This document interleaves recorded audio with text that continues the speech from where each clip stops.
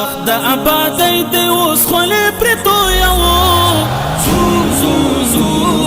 زو پر مخ بزو. د ننګرهار مومندري ولسوالۍ کې د افغان کډوالو عمري پنغالي ته د برېښنا بشپړه شوې شبکه ګټې اخیستنې ته وسپارل شوه. د اماراتي شرکتونو لوی ریاست رئیس مولوي احمد جان بلال، د افغانستان برېښنا شرکت عمومي اجرایوي رئیس ډاکټر عبدالباري عمر، د چارو اداري مرستیال مولوي طایب، د پیښو پر وړاندې د مبارزې لوی رئیس الحاج ملا نورالدین ترابي، د افغانستان برېښنا شرکت عملیاتي رئیس انجینیر صفی الله احمدزي، د ننګرهار برېښنا ریاست رئیس او مل تخنیکی ټیم او یو شمېر نورو چارواکو په ګډون د ننګرهار مومندري ولسوالۍ کې د افغان راستنېدونکو کډوالو تمځای عمري کمپ لپاره د برېښنا شبکه ګټې اخیستنې ته وسپارله. د افغانستان برېښنا شرکت عمومي اجرایوي رئیس ډاکټر عبدالباري عمر د عمري کمپ برېښنا شبکې پرانیستنې مراسمو کې وویل: د افغانستان برېښنا شرکت په 4-5 ورځو کې وکولی شوی چې تاسې ته په دغه کمپ کې په معیاري ډول د برېښنا شبکه وغځوي، تر څو پورې زموږ مهاجرین وروڼه خویندې ماشومان له سختۍ له تیارو سره مخ نشي. هغه مهاجرین وروڼه چې هغه هیواد ته تازه راستانه شوي دي، د برېښنا شرکت کادرونو او ځوانانو ته فني او تخنیکي 1.5 بستونو اعلان کوي. تاسې کولی شئ چې خپل اسناد او سیویانې د افغانستان برېښنا شرکت مرکزي دفتر سره شریکي کړئ او موږ به 1.5 ځوانانو ته صرف د افغانستان د برېښنا شرکت د کار زمینه برابروي. طبیعي پیښو سره د مبارزې مسؤلین چې په ورځو همدې پنغالي کې کډوالو ته اړین خدمات تنظیموي، د برېښنا خدماتو چمتو کول یې وستایل او دا یې د یوې لویې اړتیا بشپړول وبلل. زما د دغه ادارو د مسؤلینو څخه دا یو خواهش دی چې هر څوک په خپل برخه کې دغسې خدمت وکړي لکه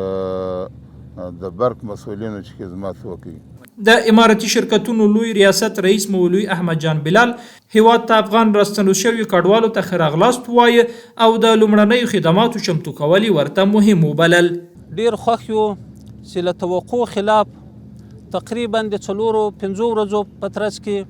دوی دلته د دغه عمري کیمپ لپاره اساسي شبکه تکمیل کړه او په اساسي ډول یې ټولو خیمو ته برېښنا وغځوله او شبکه یې فعاله کړه. همداراز لکه مخکې اشاره ورته وسوه، د برېښنا شرکت د دغه کیمپ د موجوده چې کوم کورونه دي دلته خیمې درول سوي د دغو لپاره او که احیانا دلته خیمې ډیریږي تر 4,000 کورنیو پورې دوی ظرفیت لري چې په اساسي ډول برېښنا ورته ورسوي او د دې لپاره شبکه ټوله چمتو سوې ده او جوړه د فعالیت کوي. د عمري پنغالي مسؤل ملا محمد هاشم میوانوال خپل وینا کې افغان کډوالو ته د برېښنا چمتو شوي خدمات او شپه ورځ هڅې وستایلې. برېښنا د شرکت څخه د مشر څخه ډاکټر عبدالباري صاحب څخه مننه کوو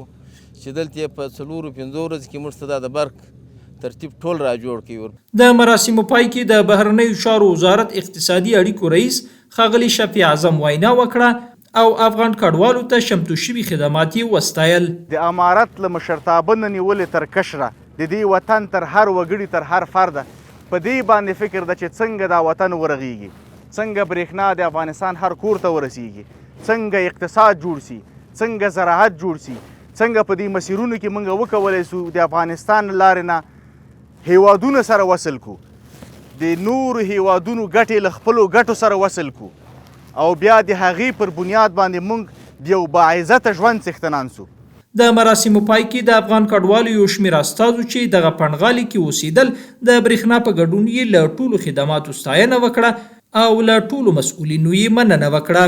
دا یادونې ده چې دا یوازې د افغان کډوالو عمري کمپ ته د برېښنا شرکت رهبرۍ سپارښتنې سره سم د برېښنا اتلانو پر مټ چمتو کیږي، بلکې هر ورځ د ټول هیواد په کچه ګڼو برخو کې د افغانستان برېښنا شرکت له لوري